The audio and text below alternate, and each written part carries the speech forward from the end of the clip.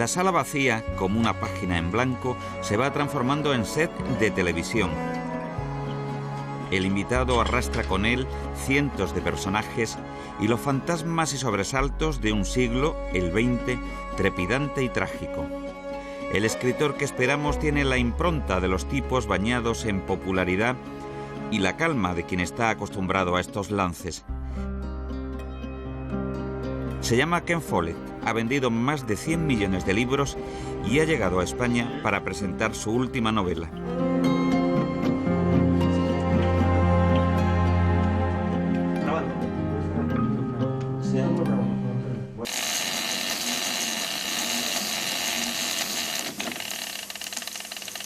A la derecha de la pantalla, el archiduque Francisco Fernando, heredero del trono de Austria-Hungría. Su existencia y la de su esposa, la duquesa Sofía de Hohenberg, encontrarán el final de la senda en una ciudad oscura llamada Sarajevo el día 28 de junio de aquel 1914. Esta sería la chispa que encendería el conflicto.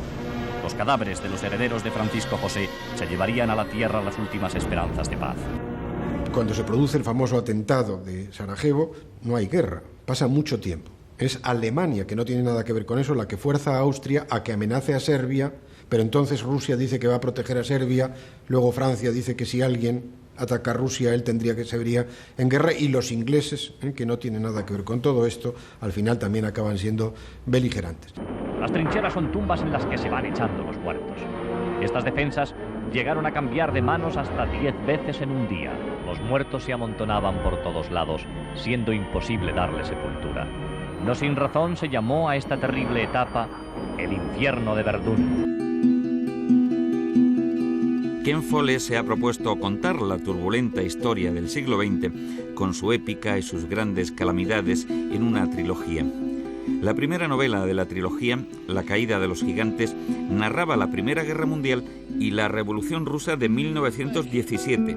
En la segunda novela, El invierno del siglo, que la semana que viene estará en las librerías españolas, Follett se adentra en los años sombríos del nazismo, en el ambiente prebélico de los años 30 y en la Segunda Guerra Mundial, y lo hace a través de 5 familias, una norteamericana, una inglesa, una rusa, una alemana y otra galesa.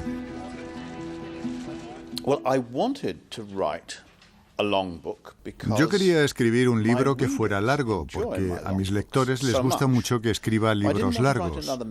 No he vuelto a escribir sobre historia medieval, porque ahora estoy interesado en otras cosas.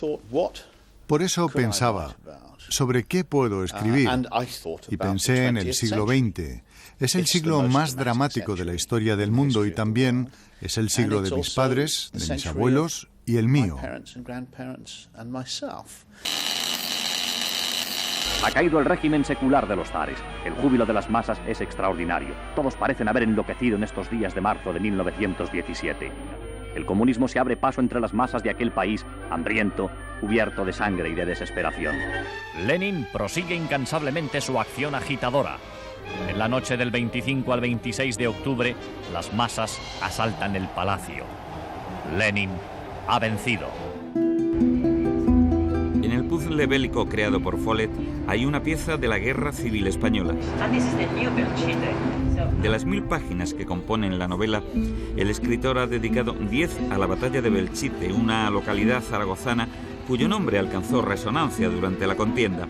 Ken Follett, rodeado de periodistas, ha estado en el antiguo Belchite en su visita de promoción del libro en nuestro país, donde sus historias son seguidas por cientos de miles de lectores fieles.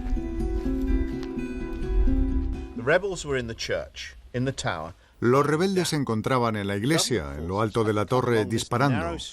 Las fuerzas progubernamentales tenían que llegar por esta estrecha calle para poder atacar la iglesia. Era muy peligroso. Fueron masacrados. Se apoyaban así contra la pared, disparando a la torre.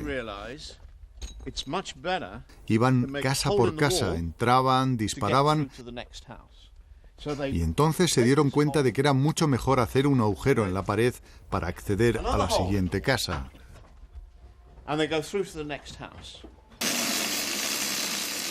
El día 30 de enero de 1933, Hitler es llamado por el mariscal Hindenburg para convertirse en canciller del Reich. Mi lucha, la expresión de su pensamiento escrito en uno de sus períodos de cautiverio, se convierte en el libro más leído del país.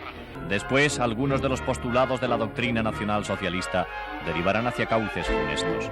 El episodio aterrador de los campos de concentración, inconcebible en la historia de un régimen enmarcado en la civilización del siglo XX. Bueno, el nazismo es en primer lugar, es un nacionalismo, un irracionalismo y un nihilismo sin límites, una voluntad de dominio mundial exagerada, y luego tiene la fascinación del horror. Ningún otro movimiento ha provocado el horror del nacionalsocialismo, que es la destrucción del pueblo judío, el Holocausto. Además de ayudar a que los hechos que se cuentan sean correctos, la documentación me inspira. Por ejemplo, cuando estaba documentándome para El invierno del mundo, descubrí un programa nazi llamado Acción T4, que era el programa que crearon para matar a personas discapacitadas. Ese se ha convertido en el capítulo más largo del libro. Yo no conocía nada sobre ese programa. Cuando comencé a trabajar en el libro, la documentación me dio ese material e inmediatamente me quedó claro que esta historia atroz y horrorosa tenía que formar parte de mi libro. A sus 63 años, Ken Follett, nacido en País de Gales y criado en Londres, es un escritor que va a su aire, ajeno a los cánones de la crítica y atento solo al gusto de sus lectores. A finales de los 80, guiado por la linterna de la fantasía, se adentró en territorio medieval para contar los secretos de la construcción de una catedral. De ahí salió Los Pilares de la Tierra, una novela que lo convirtió en una celebridad internacional. Yo creo que sé más de literatura que lo que saben los críticos. Por eso a menudo no estoy de acuerdo con ellos. Yo creo que sé más. Sé que decir todo esto no es algo muy normal, lo sé.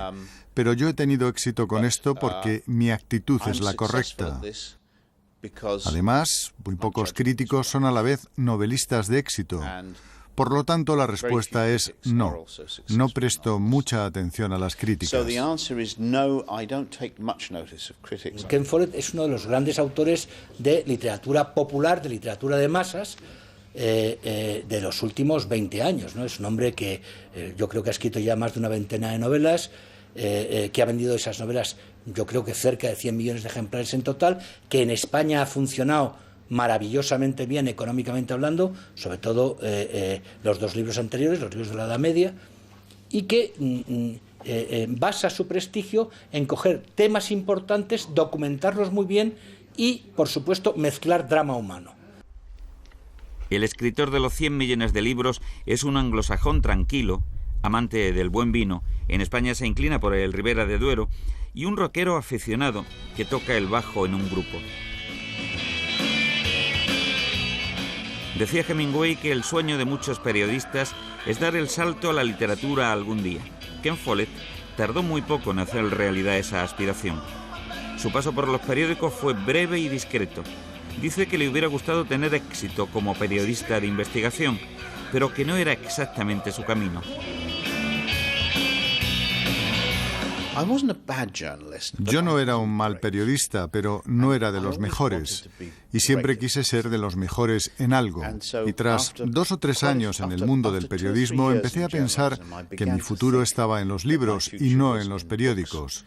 También me gustaban más los libros que los periódicos. En el gigantesco esfuerzo ruso por defender Stalingrado, toman parte muy eficazmente tropas acorazadas con carros fabricados en las instalaciones industriales de los Urales. La lucha se hace durísima. Estas imágenes, filmadas por operadores soviéticos, nos dan con su terrible realismo una cabal idea del encarnizamiento de aquel asedio. Fue quizá el período más sangriento de la Segunda Guerra Mundial, algo que muchos compararon, corregido y aumentado, con el infierno de Verdún.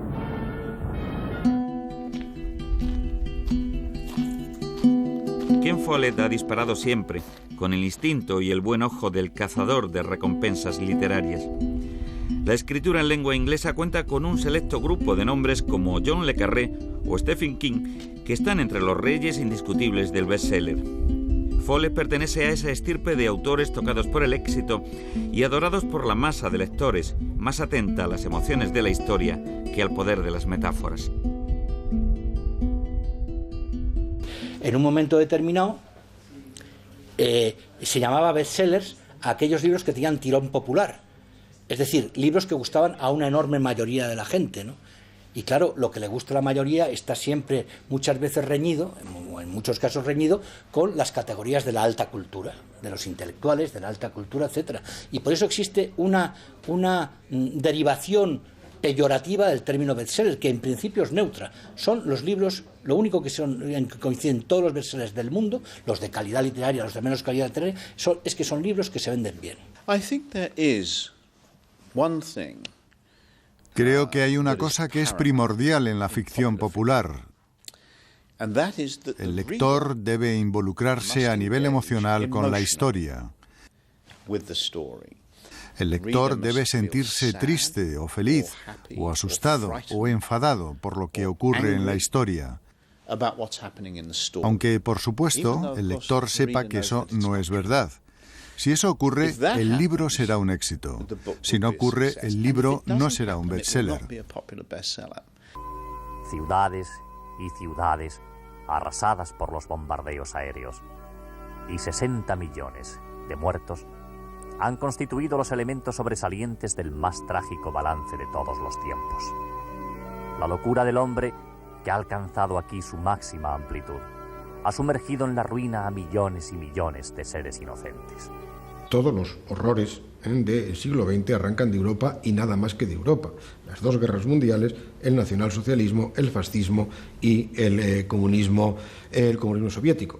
Desde el 45 pensamos que Europa es igual a liberalismo y socialdemocracia y estado del bienestar, pero los horrores están antes.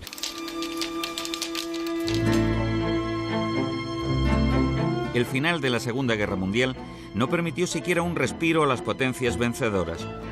El mapa de la geopolítica dibujó enseguida los perfiles de una nueva guerra, esta fría, cuya sombra llegó hasta la caída del muro de Berlín en 1989. Medio siglo de conflicto larvado y tensión a flor de piel que serán justamente el telón argumental de la tercera novela de la trilogía de Ken Follett, la que el escritor feliz redacta todavía mientras firma autógrafos y posa con admiradores y periodistas.